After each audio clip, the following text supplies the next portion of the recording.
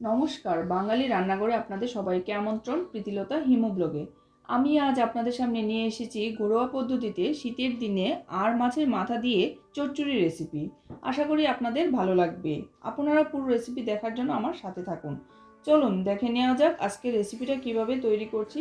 আমি রান্না করার জন্য সব উপকরণ পরিমাণ মতো নিয়েছি। মাছের মাথা পরিষ্কার জলে ভালোভাবে ধুয়ে নিয়েছি। মাছ রান্না করার জন্য বড় সাইজের 1 কিলো আর মাছের মাথা নিয়েছি। চুলার আঁচ অন করে দিয়েছি। প্যান গরম হয়ে গেছে, প্যানে আমি 4 চামচ তেল দিয়ে দেব। আজকের রান্নাটা আমি সরিষার তেল দিয়েই রান্না করব। তেল গরম হয়ে গেছে, এখন আমি 2 চামচ রসুন থেতু দিয়ে দেব।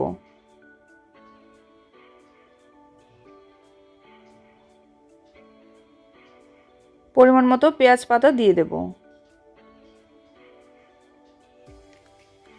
4 চামচ পেঁয়াজ বাটা দিয়ে দেব।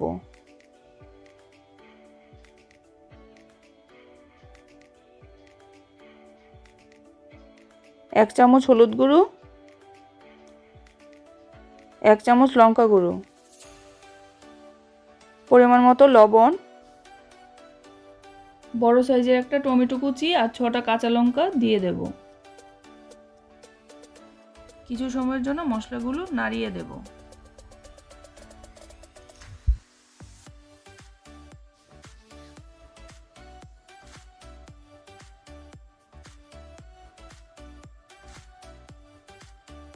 মশলা ভাজি হয়ে গেছে, এখন দিয়ে দেব।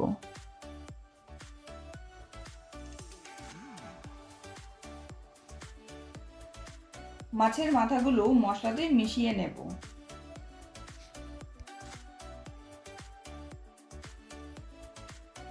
মাছের মাথাগুলোকে ভালোভাবে কম আঁচে 5 মিনিটের জন্য ঢাকনা দিয়ে ঢেকে দেব।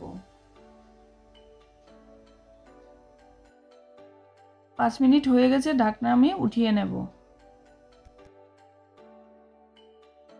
মাছগুলো এক পাশ আমি উল্টে দেব।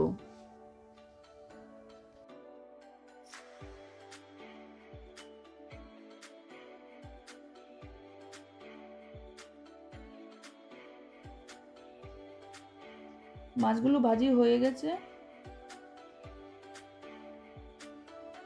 পরিমাণ মতো জল দিয়ে দেব।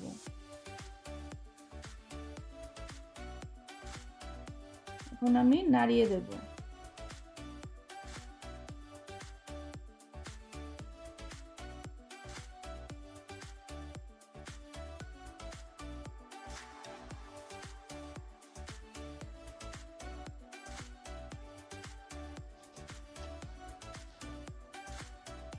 ফুটে আসলে ধনেপাতা কুচি দিয়ে দেব।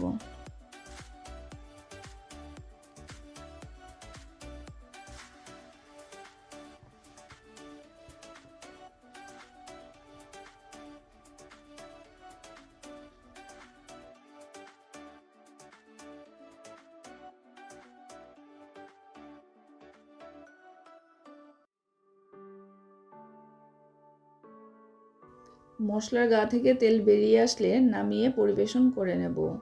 শীতের দিনে গরম ধোয়া ওঠা ভাতে সকালে বানিয়ে রাখা আর মাছের মাথা চচ্চড়ি খেতে বেশ জমে যাবে।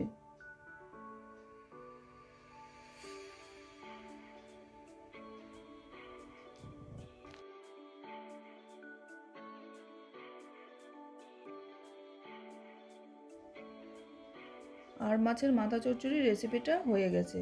আপনারা আমার মতো করে রান্না করে খাবেন আর আমাকে কমেন্টস করে জানাবেন। বড়রা খেতে পছন্দ করবে। আমার রেসিপিটা ভালো লাগলে আমাকে লাইক, শেয়ার, সাবস্ক্রাইব করতে ভুলবেন না, যাতে করে আমি আপনাদের কাছে নতুন নতুন রেসিপি নিয়ে আসতে পারি। যারা এখনও আমার চ্যানেলটাকে সাবস্ক্রাইব করেননি তারা আমাকে সাবস্ক্রাইব করে দেবেন।